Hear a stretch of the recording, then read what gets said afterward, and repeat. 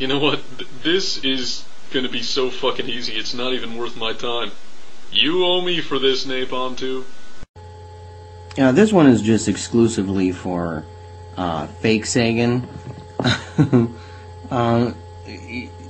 The comment, you don't need to acquiesce to my demand for proof, or even admit that you have none, but rational thinkers withhold belief until evidence is supplied.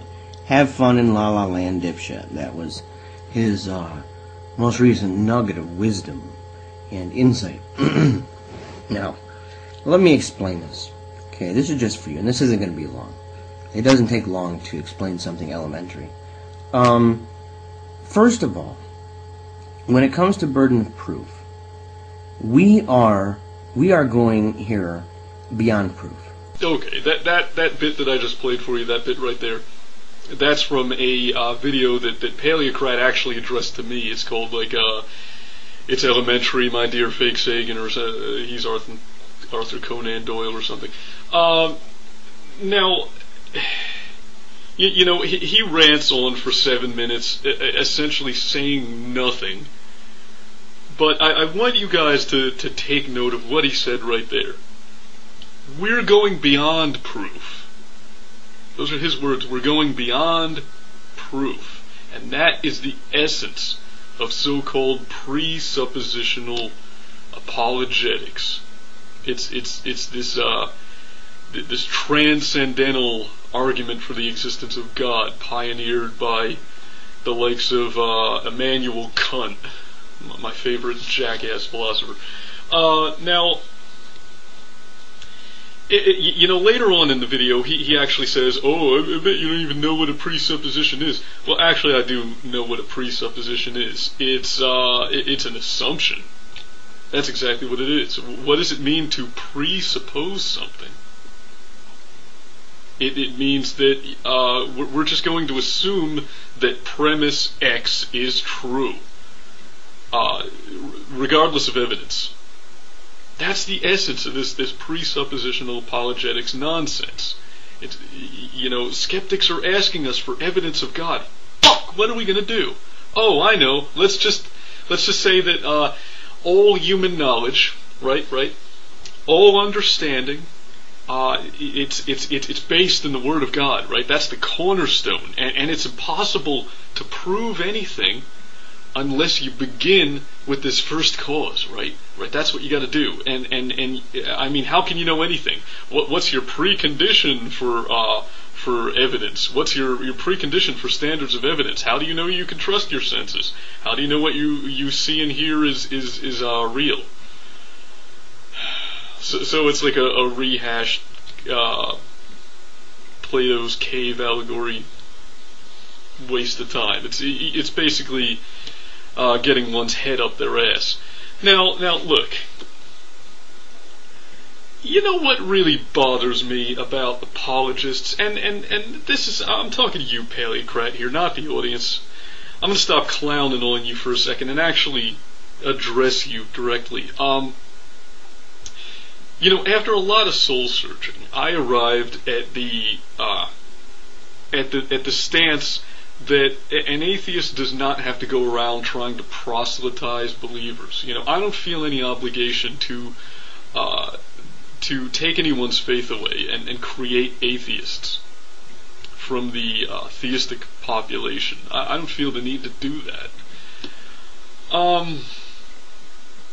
You know, I'm not sure that someone who's willing to believe without evidence would be much better off as an atheist. I think that person would most likely just become someone who worships the state, or you know, someone who substitutes something else for religion. You know, they'll still be a lazy thinker. You know, if you're not the type of person who's a critical thinker, just robbing you of the belief in God isn't going to cause you to be one. And I see this all the time. I see a lot of atheists who are anything but critical thinkers, especially around here on YouTube. Okay, but what bothers me about apologists is that you are trying to pretend to be something you're not, just as a creationist or an intelligent designer, whatever, pretends to be a scientist. Alright, you're trying to play my game. You're trying to pretend to be a philosopher. You're trying to pretend that you're using logic. I've even heard Paleocrat use terms like inductive reasoning. Okay, but what you're doing has nothing to do with logic, because logic has rules. Okay, there are rules to logic. You take valid premises and you derive conclusions from them. So for example, if we begin with the two premises that A, men are mortal, and B, fakesagan is a man, then we can derive a valid conclusion from those two valid premises that C, therefore fakesagan is mortal.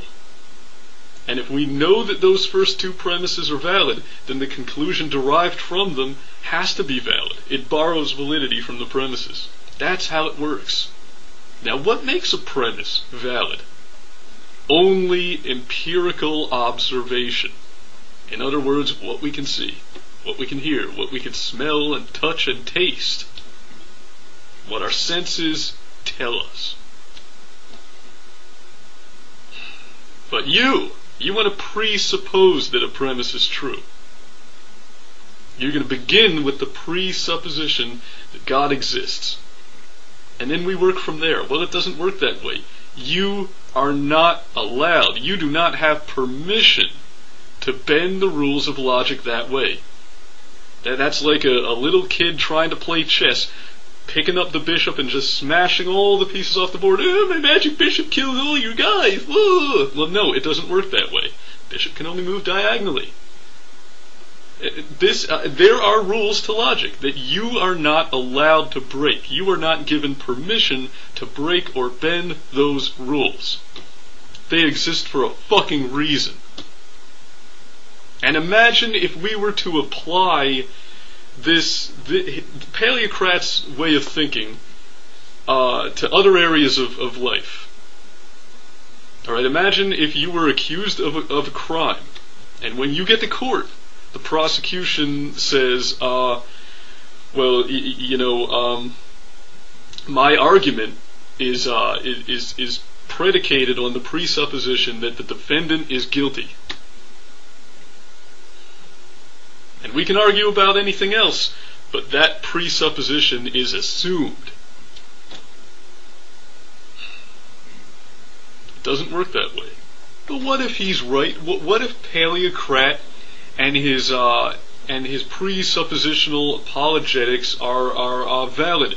What if the world that we see it's not real, right? Kind of like the Matrix. What if what if the things of this world are just a thin veil of smoke obscuring this ethereal, phantasmagorical realm of platonic forms and airy bullshit?